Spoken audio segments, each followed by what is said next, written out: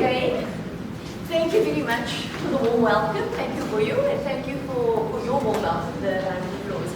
I'm really excited to engage with you this morning. I'm really excited to do the section of work that we've been asked to do.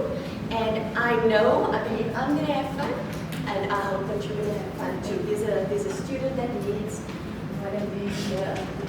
Thank you for you. So I just want to explain. So each of you should have a learning style questionnaire, so it's a stapled page and a blank piece of paper. Okay. So are you ready? Yes. You ready? You sure? Yes. Are you sure? Yes. Okay. Okay. So my name is Bronwyn Swartz. You can just call me Bronwyn. I like to be called Bronwyn. And I'm going to do learning styles with you. You are in training to be a tutor, and so when you are a tutor, it's important for you to understand different dynamics so that you are able to assist the learners that you are tutoring. And we know we're all different, so there are different learning styles. And before we start, maybe I should switch the light off. Sorry, the light is off. Are you able to take out your phones? We're going to be using the phone. So I want to engage with you. I want to interact with you today. So the first thing that I need to know is if anyone here has a special learning need. So we'll just do 2 minutes. This will come to me privately. It's not going to be on the board. It will come to me privately. If you can't scan the code, you can email me, swartzb@cput.ac.za, and then when we break for the first engagement, I'm going to check. So I've asked you just to quickly, I'm going to give you 2 minutes to just tell me if there are any special needs in this class, and I'll keep it private. I just need to know if there's something that I need to be aware of. And we're going to be I'm going to be asking you to use your phones again, because we're going to be using something called Mentimeter for you to engage with me. The next thing that I'd like to do is we're going to use something called Mentimeter. Now, has anyone here ever used Mentimeter? Been in a class with Mentimeter? Okay, so Mentimeter is a way for you to speak to me. It's especially useful when I've got really big groups, so that I can engage with you, and so that I know what the feeling is in the classroom. So to use Mentimeter, you can either scan the code, so use your phone to scan the code, but if you can't scan the code, then you can go to www.menti.com, and it asks you what's the number. And then you put the number 69317599. So in a word, let's start. How are we feeling today? Just in a word, how are we feeling? I want to get the feeling of what my room is like, how are we feeling? Amazing, that's fantastic. Hungry, calm, tired, okay. Calm and shutting up big, that's fantastic. Enthusiastic, blessed, I love that. Blessed, tired, I'm so sorry. Proper, frivolous, slightly pleasant, great, well, amazing. I'm getting the sense that it's a little bit of weekend vibes going on here. Weekend vibes for the most part. I think good is coming up. Good and tired. I mean, one can feel good and tired. They're scrumptious. Someone is feeling scrumptious. Okay, pretty motivated. I don't know. Okay. I'm really lekker. I love that. Someone, yeah. Okay. So now I also want to know. Now I want to know from you. I'm going to be with you for the rest of the morning. I'm going to be with you for the rest of the morning. For the session that I'm with you, I'd like to know, it's about learning styles. What is it that you would like to get out of the lesson? So just think, what is it that you would like to get out of the lesson?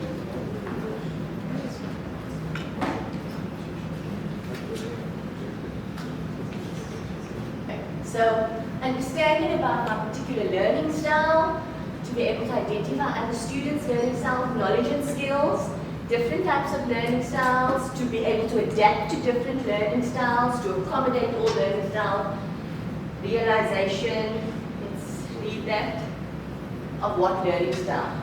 That's fantastic. Okay, so we've got a list of that. The next thing I want to know from you is, in this session, how are you going to show up? What are you going to do? I will do in this session. What is it that you're going to contribute? Participate, my ears, ask questions, I will interact. Yes, this is fantastic. These are what you're pledging to do. Listen, yapping, engage, and eat. Okay, we've got food so we can eat. Eat, listen and ask. Complete all the learning style questions. That is fantastic. We're off to a good start. Now, also want to know is, what in the session are you not going to do? What are we not going to do? What do you pledge not to do? You pledge not to sleep. Thank you, guys. No sleeping, no zoning out, no making noise, no disrespect. Yes, be on your phone and sleep. I will not offend people. I will not disturb the session or talk while the teacher's talking. Thank you so much. I really appreciate these pledges. I will also, I am going to promise you that I'm going to show up. I'm going to pay attention. I'm going to try and be an attentive teacher. And I am also not going to be disrespectful. That's my promises to you. The last question before we start our session is, what is the absolute no-nos? What don't we want to see in this classroom? In this training session, what is it that we really don't want to see? What is a no-no? Judgment. We don't want to see fights. No conflict, disagreements. People can respectfully disagree. I think if we can agree to disagree, we can be in a learning environment. So different points of view, and later on you will see with the learning style, there's different points of view that become important. Disrespect, yeah, is coming up the most. So in this class, can we agree that we are going to be respectful and disrespect is not allowed in our class? Yes. Fantastic. So I think we've set a good tone. So now that that is done, I'm going to throw you under the bus this morning. Is ready to be thrown under the bus? I've got a test. I've got a 1-minute video that I would like you to watch. So I'm going to give you the 1-minute video to watch. It's only 1 minute, so it's something very simple that you must do. And then after that, you're going to have 5 minutes to study. And after that, you're going to have the test. So are you ready? It's 1 minute, so it's not a complicated test at all. Are you ready? Okay.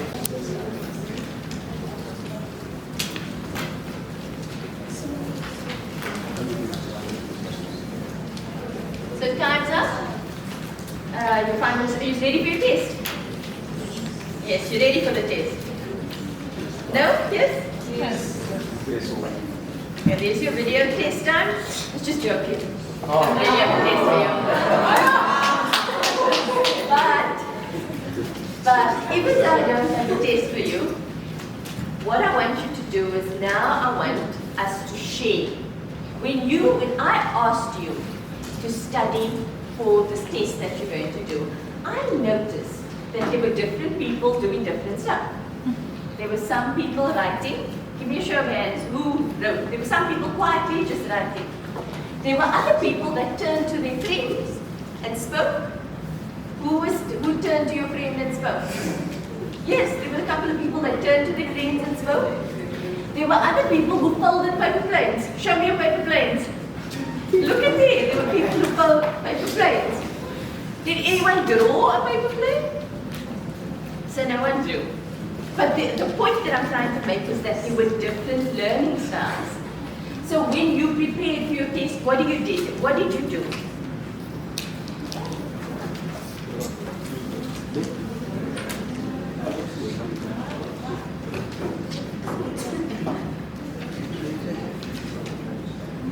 started building?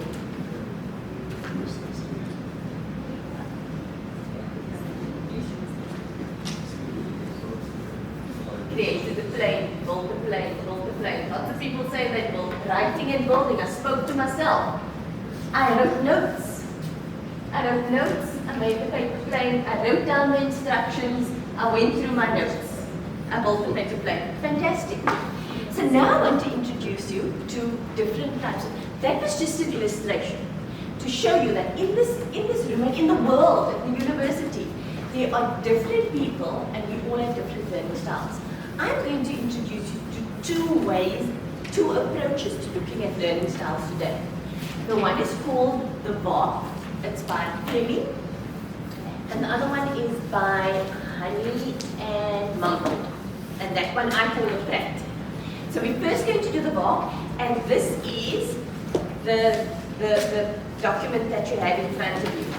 So before I explain the VOC, I would like you to, we're going to take a few minutes now, maybe I'll give you another 5 minutes, then you can complete the VOC. Does everyone understand how to complete the VOC? Should we go through it quickly? So it has questions, there are several questions here. I need to find the way to the shop that the friend has recommended. Then you say what you would rather do. I'd either find where the shop is in relations to somewhere I know, or I'd ask my friend to write down directions. Or I would write down the street directions that I need to remember, or I'd use a map. So you just go to there's no right or wrong answer. It is what you think you would do. Does that make sense? Yes. Okay. So another 5 minutes, guys. Can we do that?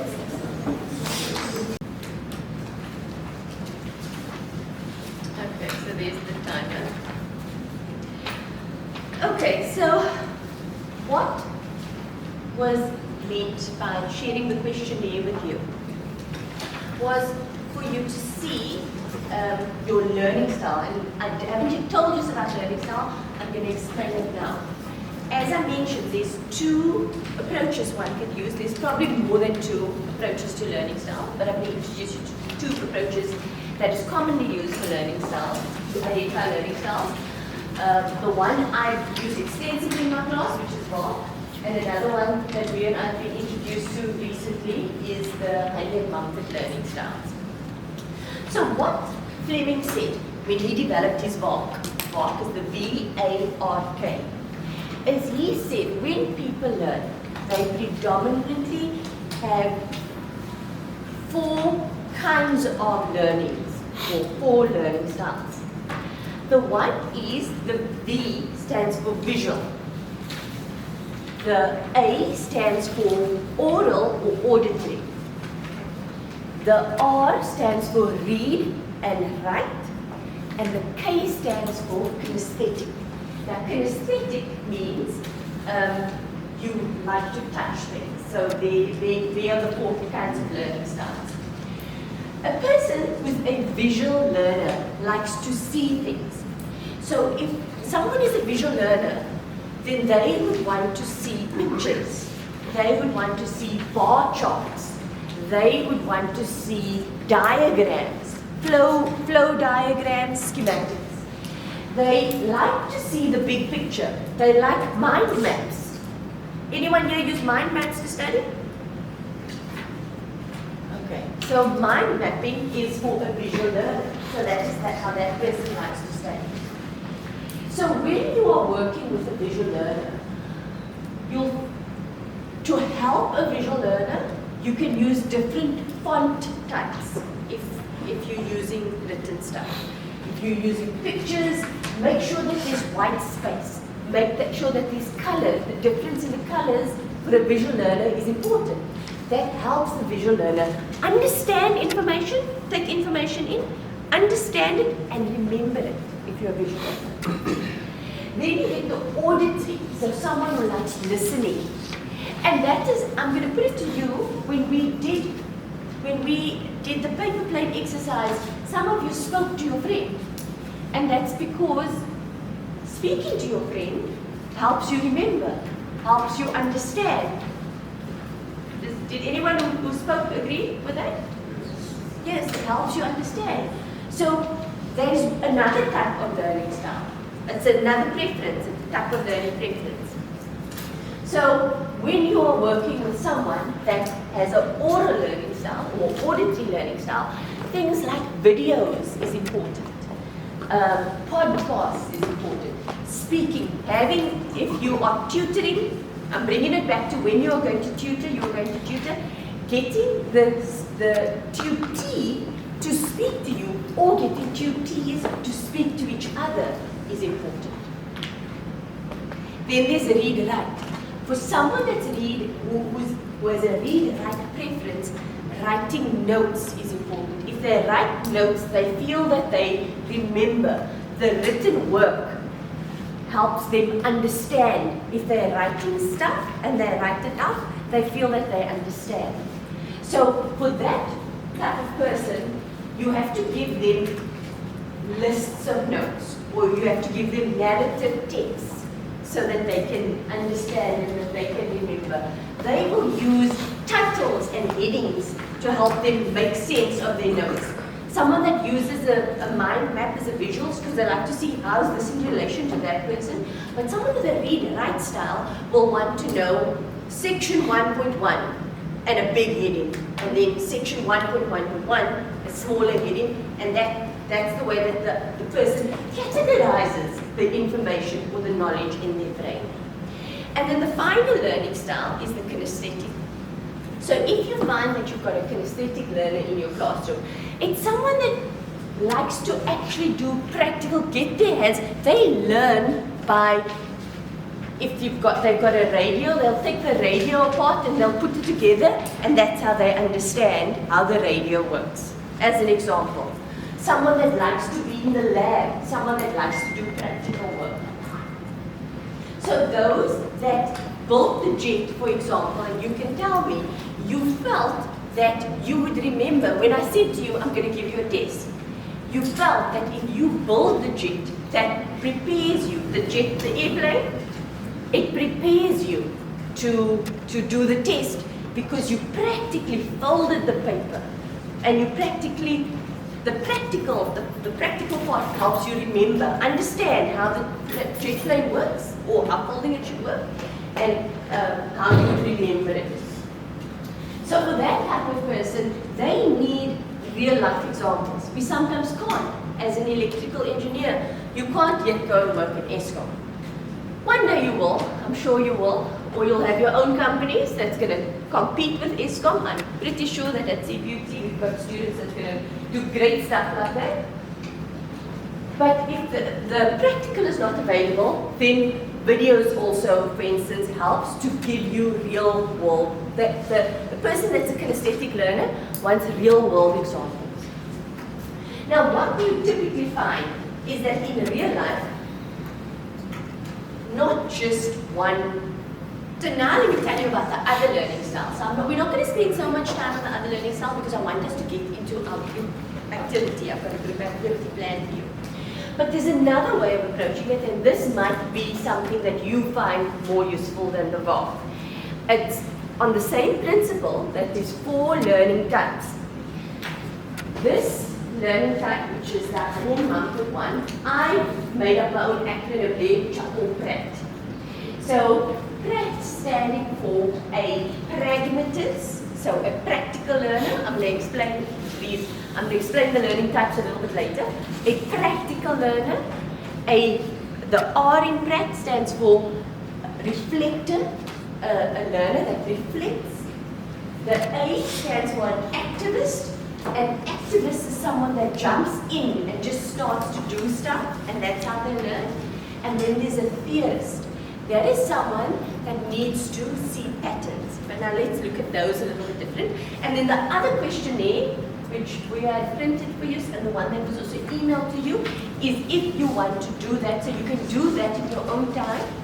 You can do that later, and you can maybe share it with your friends. It's very interesting to see, you know, how you feel about this learning styles. So the pragmatists, the P in the R stands for pragmatists. So these are people that need to be able to apply their learning to a real world context.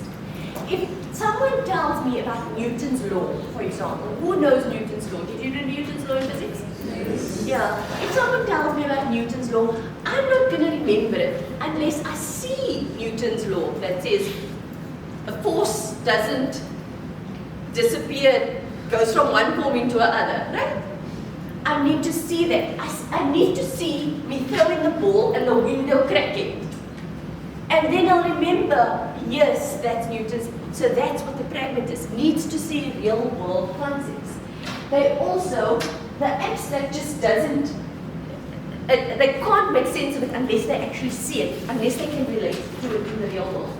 They will also happily engage. They like case studies, they like problem solving, and they also enjoy discussion. Then we go into the other learning style is an activist. This is someone that needs to start doing stuff. You tell them about it. They need to start doing something. So an activist loves new challenges.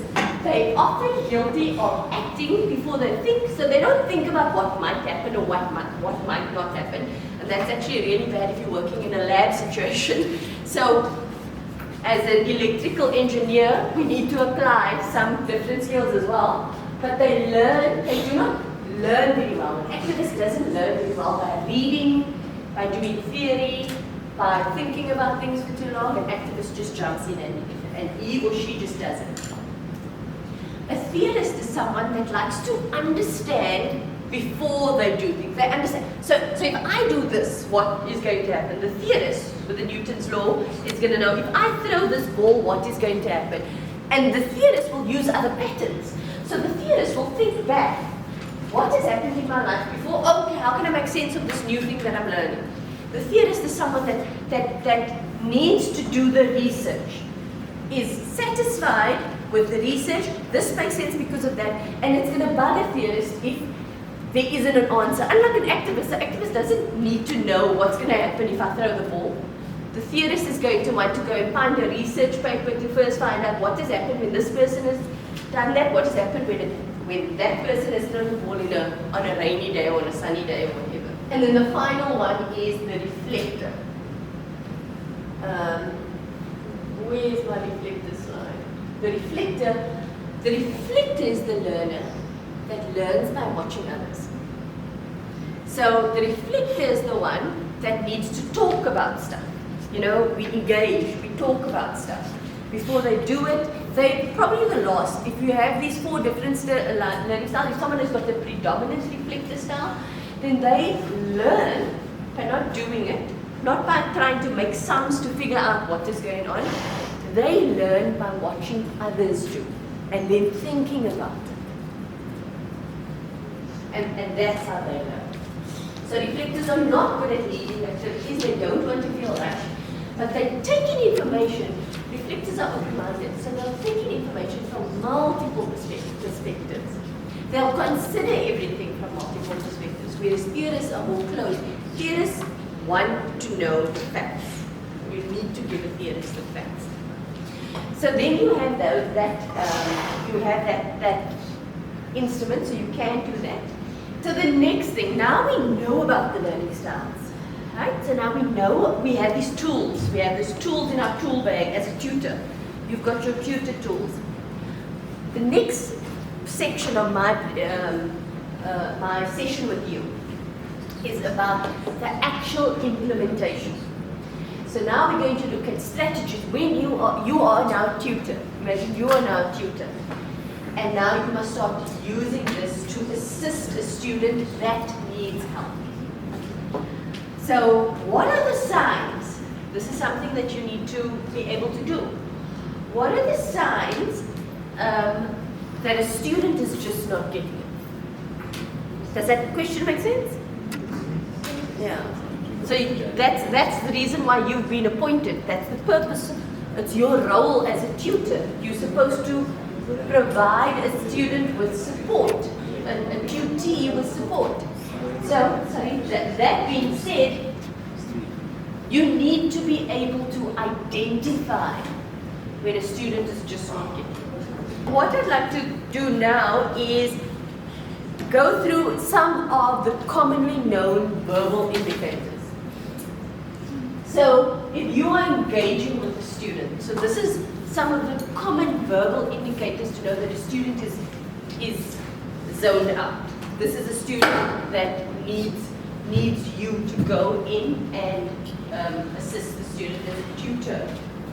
If a student gives you vague answers, like I or I guess, if they overuse yes and understand, they're just going along, they're just saying I understand, I understand. If a student incorrectly uses terms, and then you clearly know that they are not getting it. If they are unable to explain something, a concept using their own words, if they're not able to relate it, then you as a tutor need to go in, and this is when you apply the tools like the learning styles. Then you modify what you're doing, changing the learning styles. If they're asking the same question, but without phrasing it differently. Body language, which is something that just came up.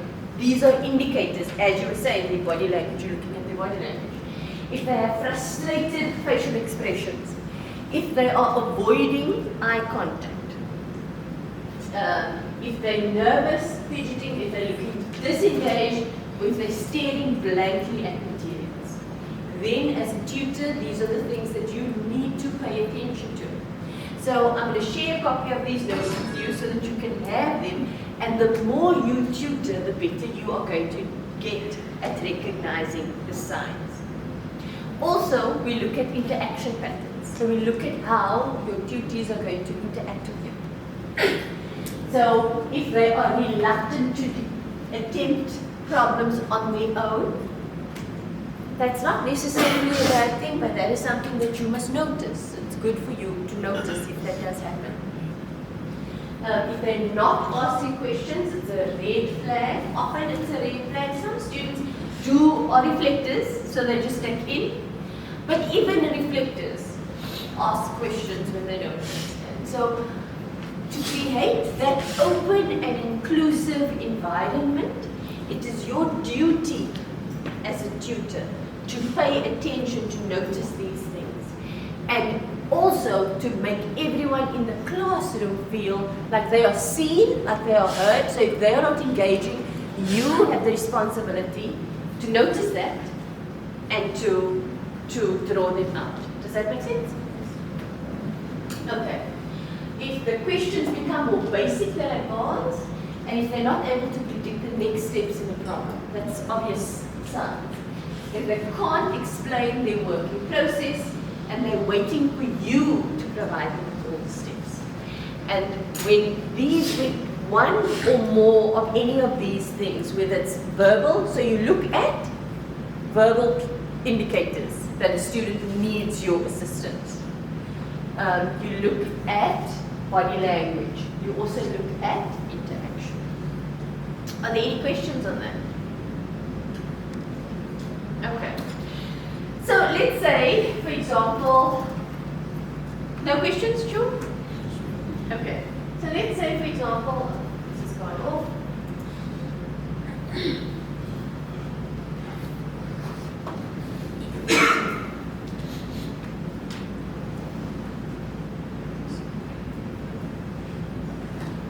Okay. What are the strategies that you can use? What are the strategies that you can use? You've been put in charge, you're going to tutor some students now. What are the you notice that the student is disengaged. What are the strategies that you can use? Knowing what you know, these tools about the different learning styles, to get that student's attention again, to get that student engaged, so that you can assist that student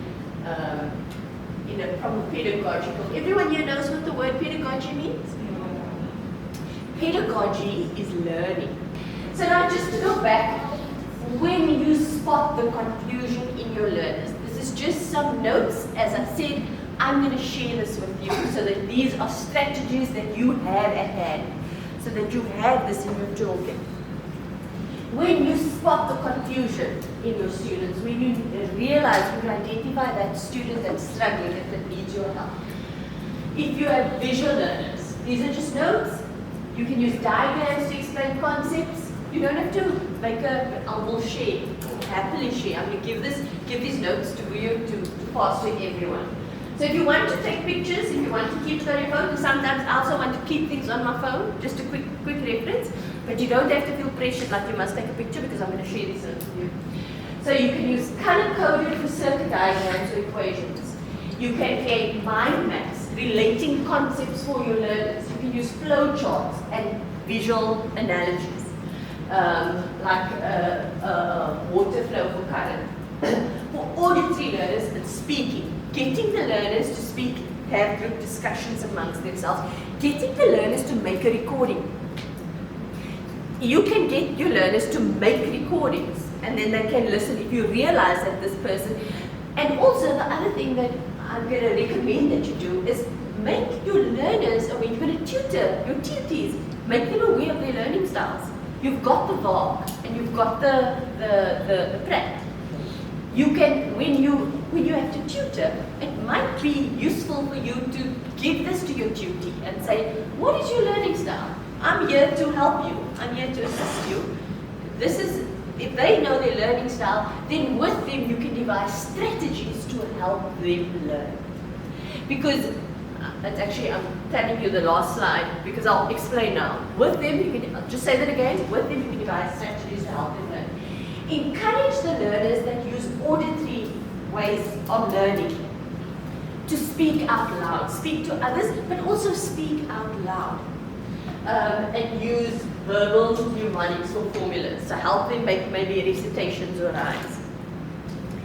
Those that are reading, let them write down step-by-step procedures, have summary checklists, encourage them to do note-taking, encourage them to have written examples with annotations.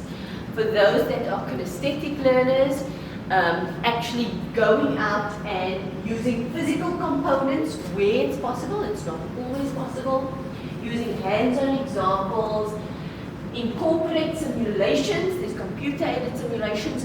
YouTube is fantastic if you don't have the software, because somewhere on YouTube someone has made a video. So YouTube is fantastic, use YouTube, it's free. When it comes to working with activists, if you're going to use the PRAT technique, then give them problems to solve immediately. Let them, the activists, learn by trial and error. So give them problems that they can battle with, and let them, I want to use the word fail, but I think you need to understand that I don't mean fail. There's something like fail forward. You create a safe environment. You create a safe environment for a student that is struggling to fail, so it's low stakes. It's not important if they're struggling here. Let them struggle through it.